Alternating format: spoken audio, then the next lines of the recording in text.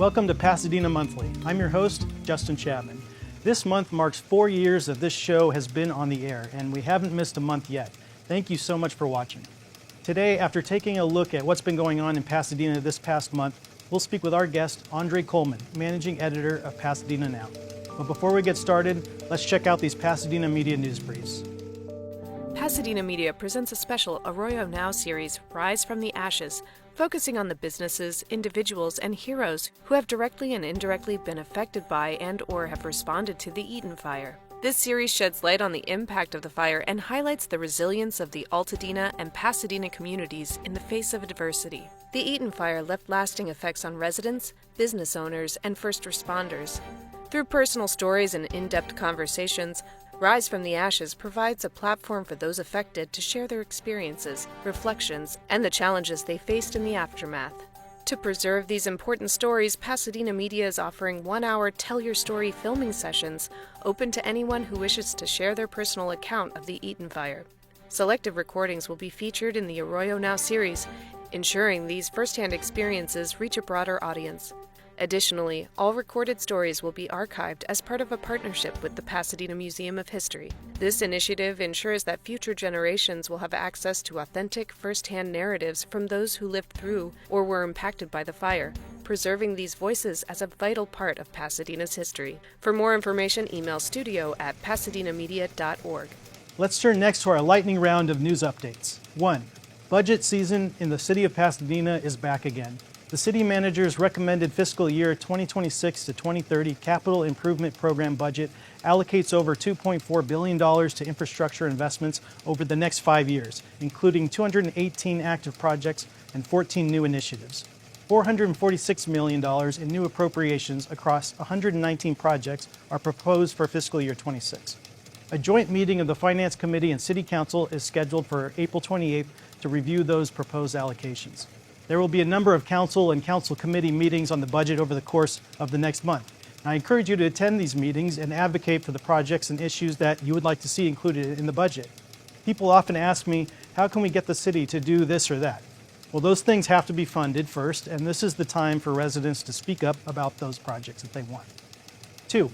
Southern California Edison confirmed that it plans to underground 40 miles of electrical lines in high-risk fire areas in Altadena, as well as another 23 miles outside of high-risk areas. An additional 19 miles of lines are being evaluated for undergrounding. 2 miles are already under construction and are expected to be completed in the coming months. SCE, the subject of many lawsuits due to its equipment allegedly starting the Eaton fire, estimates its rebuilding plan for the fire areas, including undergrounding, will cost up to $925 million. The governor's office is reviewing the plan, and Governor Newsom already signed an executive order to speed up Altadena's recovery by suspending certain permitting and review requirements to expedite the rebuilding of utility and telecommunication infrastructure, including efforts to bury power lines underground. 3. The LA County Public Health Department released the preliminary results of soil sample tests from 413 properties inside and adjacent to the Eaton fire burn zone, which showed elevated lead levels in properties south of the burn zone. The LA County Board of Supervisors approved allocating $3 million to help affected property owners downwind and within a 1-mile radius of the burn zone to conduct more detailed testing. The county is expected to issue a final report in May. In response, the Pasadena Unified School District will conduct independent soil testing at all campuses. And the Pasadena Public Health Department released a list of guidelines and safety measures residents can take to protect themselves from lead exposure. And I highly encourage you to read and follow those guidelines and to go get a free blood lead test as soon as possible. 4. LA County issued the first permit to rebuild a home lost in the Eaton fire. The permit was issued to Habitat for Humanity, which built the 3-bedroom, 1,100 square foot house on North Olive Avenue and will help rebuild it like for like. The Army Corps of Engineers said they expect that debris removal will be completed for the majority of Altadena properties by late summer or early fall. As part of that ongoing process, the Army Corps is utilizing a 12-acre section of the Altadena Golf Course as a temporary debris staging and reduction site for 10 months, much to the chagrin of nearby residents, though the materials being processed there include clean concrete, metals, and vegetative debris, not ash, contaminated soil, asbestos-containing materials, municipal solid waste, tires, or electronic waste. 5. This year on the 4th of July, the Rose Bowl will host a drone show instead of a fireworks show due to concerns about air quality. Looking forward, the City of Pasadena, the Rose Bowl Operating Company, and LA 28 signed an agreement for the Rose Bowl to host Olympic soccer at the 2028 Olympic and Paralympic Games, including the semifinal and final matches for men and women. As viewers will recall, the Rose Bowl CEO first broke that news right here on Pasadena Monthly about a year ago.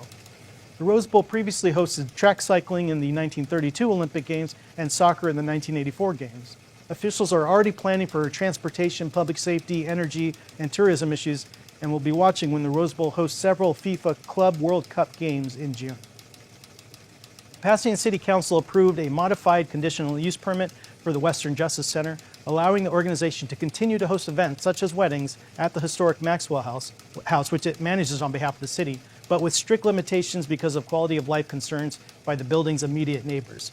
Following months of negotiations and several city meetings on the issue, the council reduced the number of permitted events per year from 21 to 18, with the potential to increase after a 6-month review period, imposed earlier ending times for events, and required the establishment of a clear complaint process with daytime and nighttime contact information for residents.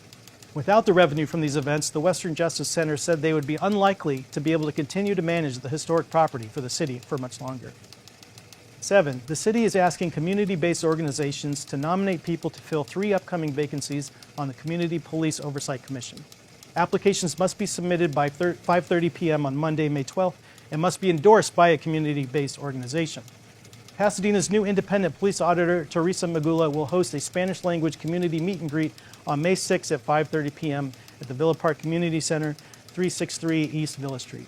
Magula is a managing owner at OIR Group and a former special investigator with the LAPD's Office of Inspector General.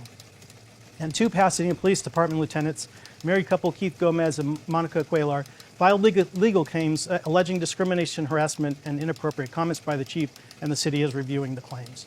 Lieutenant Cuellar previously served as the chief's adjutant and the department's public information officer until January, when she returned to patrol.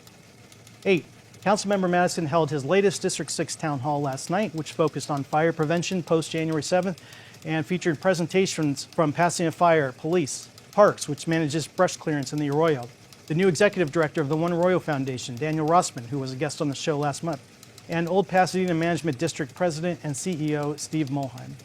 Also, join a group of residents this Sunday at 11 a.m. by the casting pond in the lower Arroyo for guided walks, a discussion about fire prevention, and an opportunity to help clean up trash and clear brush.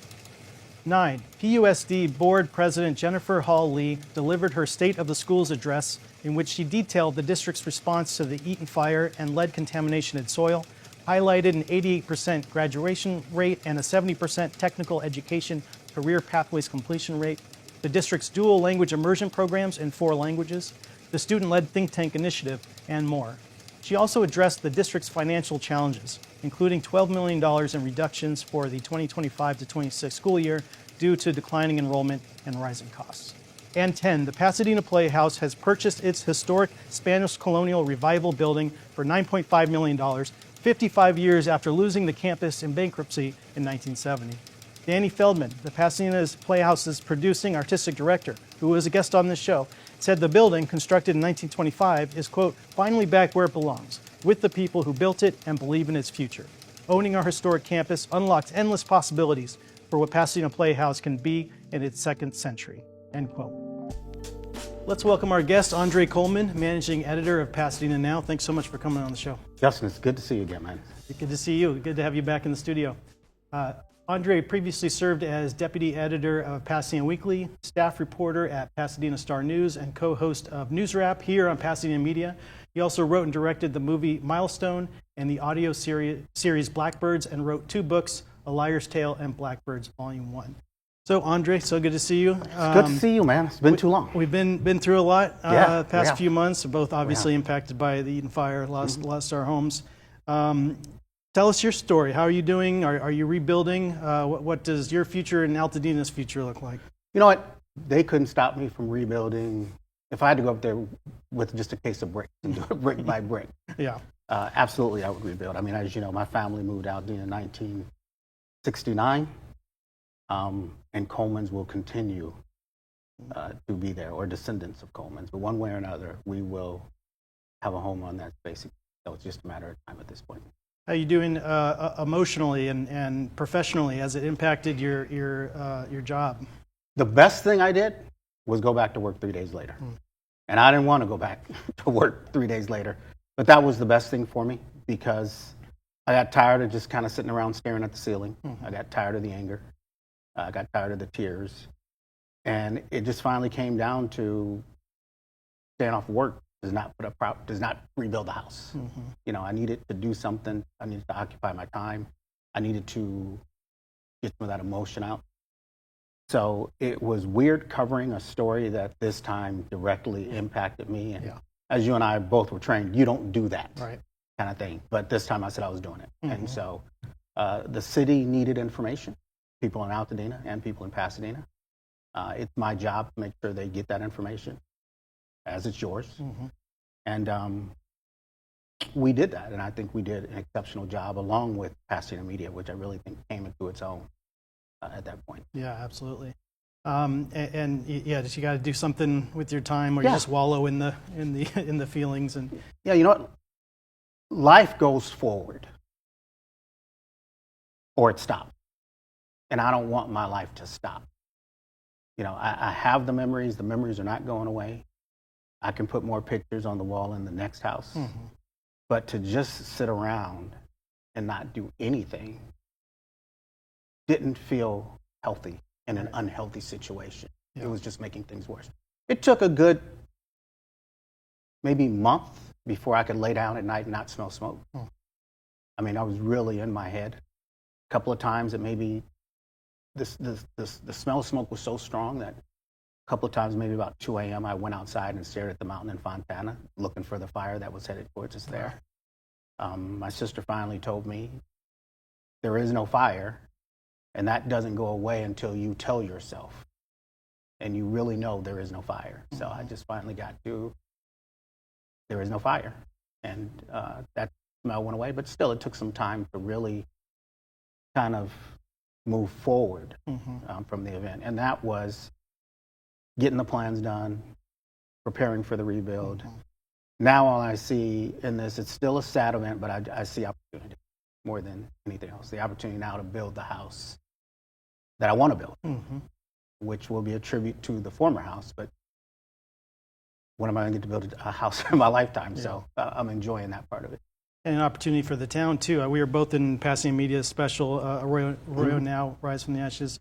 And we talked about how Altadena won't be the same, but it'll still be a lot of the same people. And how do you see that shaping up in the coming months and years? You know, it's going to be what you make it. It's still going to be my hometown. I mean, people who live there when my family moved there in '69 are gone. A lot of those people are gone.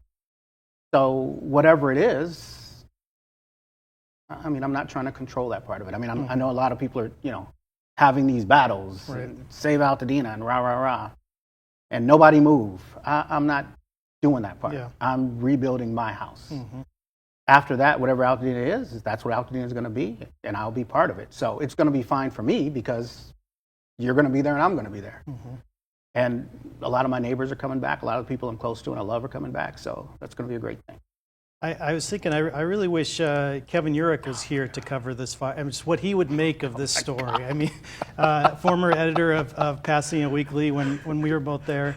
What did he mean to this town, and what was his legacy? Kevin Urich is the greatest newsman, not the greatest reporter. I'd give that to you, to be honest with you, at this point, with all the awards and all you've done. Kevin Urich was the greatest newsman I've ever met. And I mean, the exact idea in those old 30s movies of newsman. Caricature. Exactly. This probably would have been Kevin Urich's Pulitzer Prize winning moment. For sure. I would think. I would have definitely brought him back on board to work with Pasadena Now in this fire. Because his experience is invaluable. And as you know, Kevin's ability to get into the nooks and crannies of a story and see parts you never dreamed were there was just outstanding and amazing. His instincts were amazing. But B, I'd have to bring him back just so I don't get the phone calls to tell me how I'm blowing it every day, which I got all the time. Like, why don't you have this? Why don't you have... We're at different papers, and he's asking me why I'm not covering things. That's like hilarious. I was still the deputy editor. So I miss Kevin. to this day. And one of the things that made the fire so hard was I was still mourning the loss of Kevin. Yeah. And right around the time when I really felt like I was beginning to adjust to life without one of my best friends, I suffer another loss. And I'm going to go back and correct myself a little bit because I was still grieving Kevin. I feel like you and I, we knew Kevin's condition long before it became public. Right. So I did a lot of grieving before Kevin, Right. a lot of mourning before Kevin died. And then after Kevin passed away, it was like a dump of grief. I was just dumped all the emotion and all the grief. I didn't get a chance to finish that before this happened. So I know after this, I got some therapy hours coming for sure. But that's how it goes. Yeah. Yeah, I mean, his take on this would have been, and also he can see the humanity in the story. He knows how to pull the human stories out of something that otherwise numbers or statistics. That was his talent. You know. He doesn't care. He would care about the number of homes that were lost. Right. He would care about the number of acres that were lost. But it would be, get me somebody besides Justin or André who lost a home. Yeah. And then it would be, okay, Altona's 18% black. Let's tell that story. Okay, now give me a white family that lost a home. What did it feel like for them? Give me somebody who just moved into Altadena. Give me somebody who just left Altadena. He would get all of these elements that nobody else would think to get. And he would be all over the lack of evacuation warnings west of Lake and that whole aspect of it. You know, if Kevin were alive by now, whatever outlet he was at, if he were here, if he were at Pasadena Now, the Times, they would have gotten a phone call from the county asking him to stop.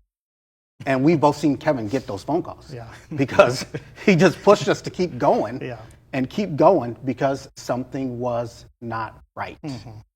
He just saw this isn't fair and we are going to make sure people understand it. We're going to speak for the people who don't have a voice. So all those people who did not get an evacuation notice, that would have been his big thing. Somebody from the county probably would have called him and said, okay, you know, this is what happened. This is what we're going to do. And he would say, you want to write a letter to the editor? I mean, we've heard those conversations. You want to talk to one of my guys? I mean, but we're not, it's true. And we can't change it, you know, is what it was. Yeah, he was a real social justice warrior before, you know, that.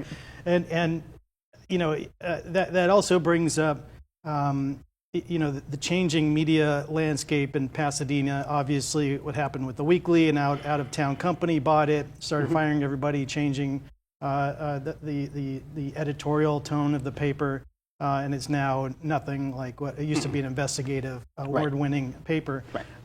You won your first award at the Weekly. I believe so, yeah. And I won my first award at the Weekly too. And Joe and Carl and everybody, and Jake. And now you have one Pasadena focused reporter at the Star News. You got Pasadena Now. There's a couple other smaller ones, Colorado Boulevard, the Outlook. I don't think the Independent does much anymore, maybe occasionally. What is it like now, and what does the future of the media landscape look like in Pasadena?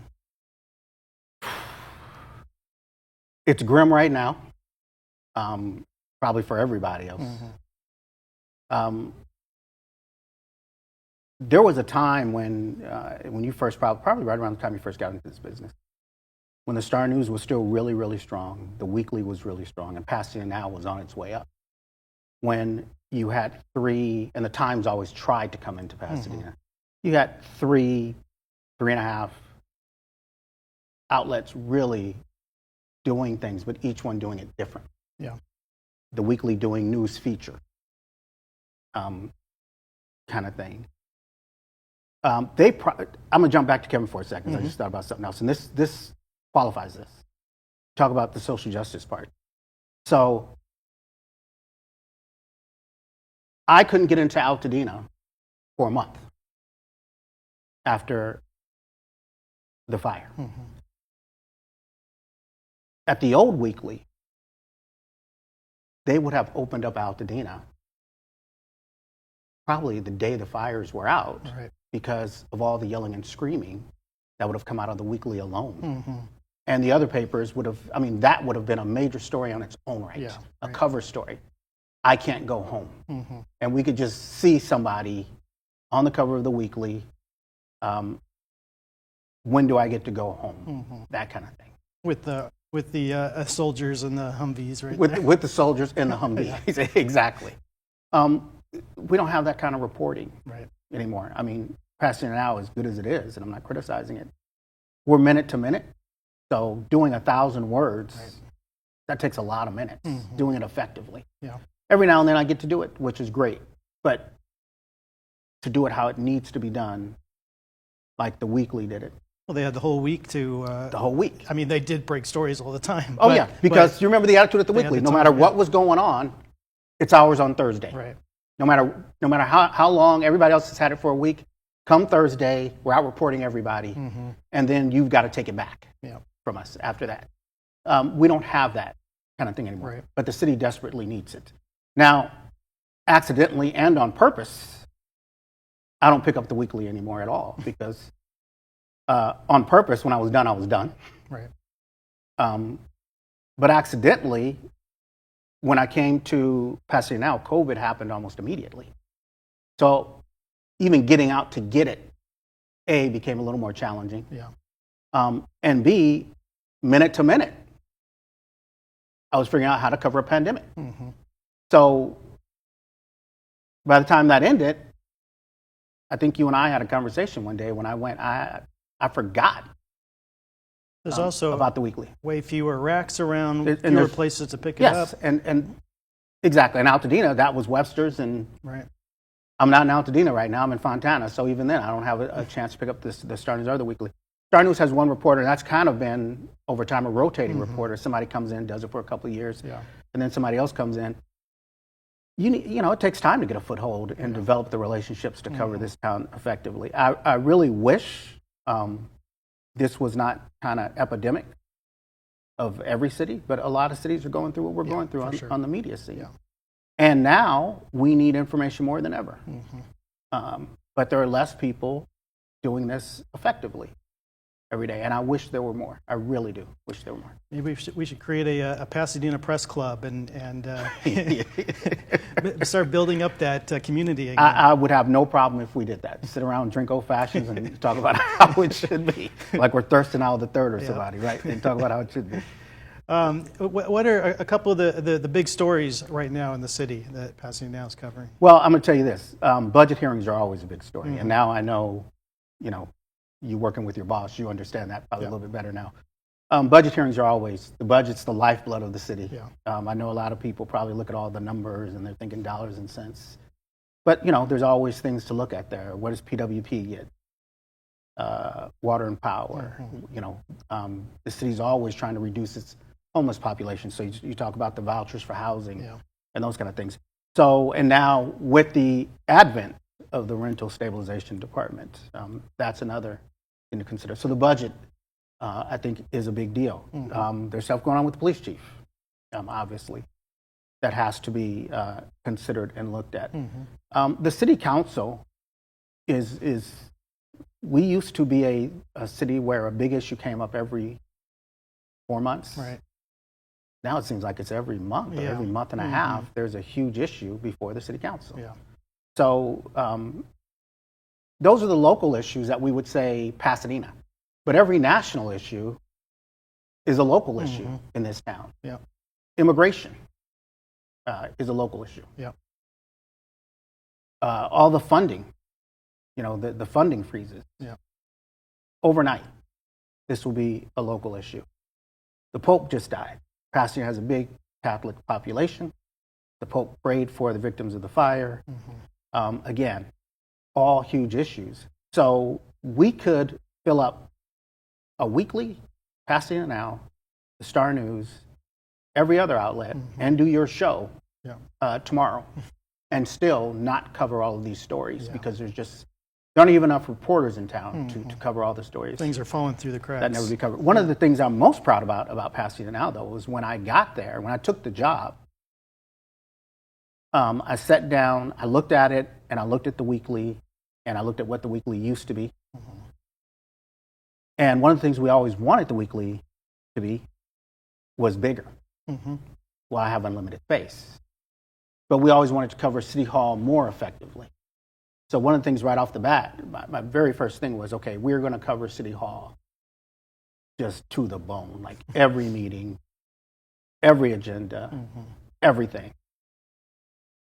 That got sidetracked immediately by COVID. But that was my first thought. Then my second thought was, we'll have a chance to perfect the plan. So by the time things opened virtually, we had perfected that plan. So I'm proud of our City Hall coverage to this day. I mean, the way we cover City Hall is amazing. Now, some of the people at City Hall may not be happy because they get more complaints, they get, more of that stuff because people are more engaged. More attention, yeah. I wish we could do more human interest feature stuff. I really wish we could do more of that. But even that, right now, there's a plan. I'm working on a plan, and that's coming. So we're always working to do better. And lastly, any projects you're working on, new books, new films, audio series? I'm working on a second film. I'm not ready to talk about it yet. I kind of like to do, the next thing always has nothing to do with the first thing. Milestone has done amazing for me.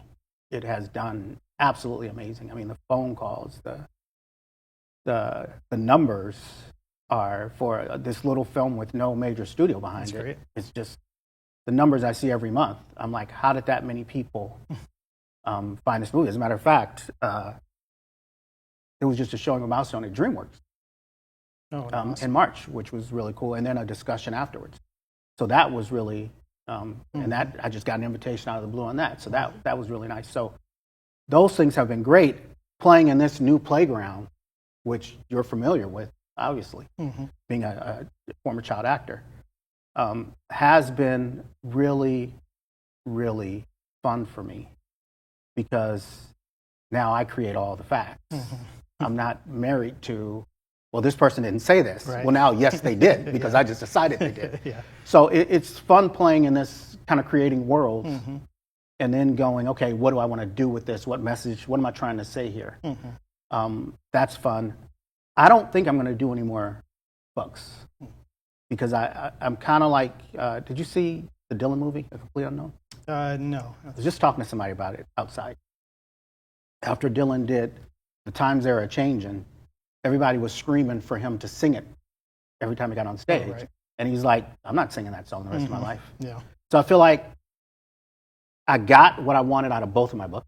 And then Blackbirds became a really successful audio series that exceeded my expectations and was heard around the world, which made me kind of go, because people said, this, I listen at night in the dark and it sounds like a film. And I thought, well, maybe it should be. It hasn't been yet. That's not what's next, but that influenced my decision to make Milestone. And now I enjoyed Milestone and the experience so much that I learned a lot. And I thought to myself, well, if you do something one time, you're lucky. Let's see what happens if I do it again. Right. Let me see how far I could go with that. And, the biggest project is rebuilding the house. My plans are at the county. And somebody's going to get back to me. They're not going to take 6 months to get back to me. You know that. And after that, we're going to pour a foundation. We're going to put another house up there. Well, André, I'm right there with you. Yeah, man. And thanks so much for coming on the show. I really we'll walk into each other's homes. Yeah, again, absolutely. man. We will. You were at my last house for a special occasion. We won't get into that. And you'll be at the next one, too. So I appreciate you, man. I really do. I appreciate you. Thanks, André. Good to see you. Before we go, here is this month in Pasadena history.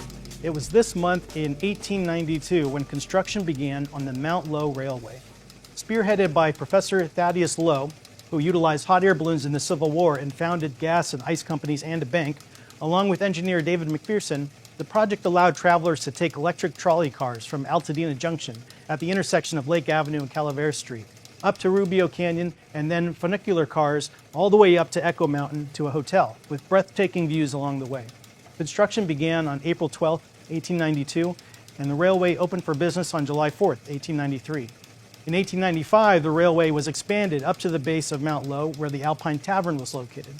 One writer said the trip was, quote, 4 appalling miles of alternating happiness and horror, ecstasy, and dread. Lowe eventually lost all his money in the endeavor and died broke in 1913. Henry Huntington's Pacific Electric Railway acquired the Mount Lowe Railway in 1902 until it closed in 1937, after the hotel, the tavern, and other structures had burned down. A quick note before we go. I'll be participating on a panel at LitFest in Medina on May 3rd at 4 p.m. at the Pasadena Presbyterian Church in the Playhouse Village, 585 East Colorado. The topic will be Pasadena as a Character. Come by and check it out. And thank you for joining me for this episode of Pasadena Monthly. Tune in every fourth Friday of the month at 5 p.m. Learn more at pasadenamedia.org and justindouglaschapman.com. Drop me a line at jchapman@cityofpasadena.net. We'll see you next time.